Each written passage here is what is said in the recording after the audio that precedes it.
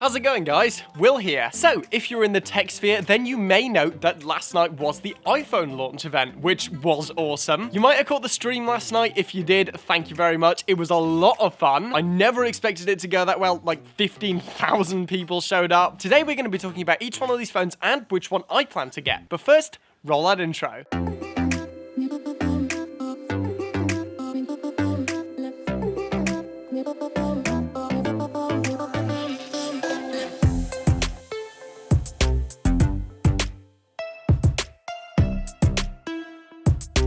Alright, so welcome to my nice cozy outdoor shed. Seeing as it's October, there is no more Coke in the fridge. But first of all, we're going to be talking about the iPhone 12 mini, which is personally the one I think is the coolest phone of the night. So of course, a big feature of this event was 5G. It's going to be the new technology. Infrastructure is of course flying up. I've actually seen some in my town, which is kind of crazy. And something that I actually mentioned a lot on the stream last night is that I think Apple doing this technology will help to push it mainstream, which is excellent. They have dubbed the iPhone 12 mini the smallest 5G phone ever, and it's essentially just a slightly smaller version of the standard iPhone 12. In terms of pricing, the iPhone 12 mini comes in at $699, which is actually pretty good.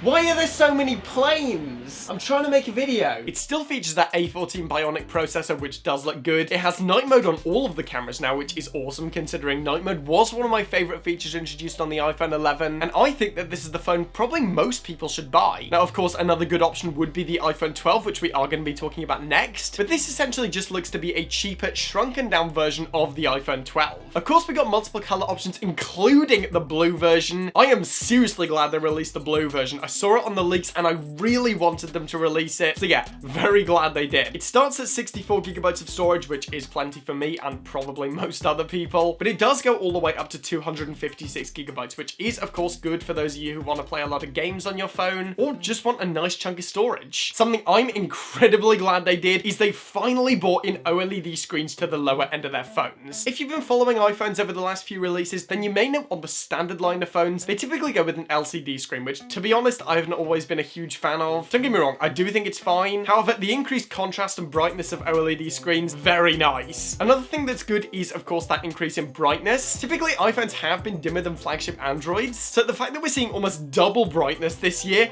awesome. Now, the final feature that really caught my attention was the Magsafe. For those of you who've been watching the channel for a while, you'll know that I'm a huge fan of Magsafe. Honestly, I was kind of gutted when they took it out of MacBooks. But the fact they've brought this in as a charging option for the phones, awesome. I mean, personally, I've always been fine with wired charging, but I can definitively say now I will be picking up a Magsafe charger. Another thing I was super glad they brought in on all models was that squared off design. I know there was a lot of rumors that this was going to be the case. However, there were also a lot of rumors that this was going to be the case on the iPhone SE too. That obviously didn't work out, as we know, but I'm personally a huge fan of this squared off design, so the fact that they brought this in on all models as well, very nice. Overall, the iPhone 12 mini seems to be a nice size, well priced, and overall, just a really good phone. But say you don't want the small screen and you might want a slightly bigger battery. Well, in comes the iPhone 12. So the iPhone 12 simply seems to be a sized up iPhone 12 mini, 6.1 inches versus 5.4 inches, and for those of you who know your iPhone screen sizes, then you'll know that 6.1 inches is the same size as the iPhone 11. Again, I'm looking at the Apple site now. It does seem to be the same camera specs too. Same gorgeous colors, the ceramic shield. Again, 5G, 1200 nits in HDR mode. So yeah, very similar phone, just a slightly bigger screen and a slightly higher resolution to compensate for that. The iPhone 12 mini has 476 pixels per inch, whereas the iPhone 12 has 460 pixels per inch. Realistically, this isn't going to be a huge difference. So yeah, in essence, very similar phone, just slightly bigger. All right, so now let's move on to the Pro models. All right, so now we're going to be talking about the flagship phones, which is the iPhone 12 Pro and the iPhone 12 Pro Max. So the first thing that I noticed, and of course it is a minor thing, but on the 12 Pro and Pro Max, they have ditched the 64 gigabyte option. It now starts at 128 gigabytes and goes all the way up to 512 gigabytes. So if you like gaming, this is obviously a good option. The main difference between the two is obviously going to be screen size and battery life. So for the sake of convenience, we're going to be mostly focusing on the iPhone 12 Pro.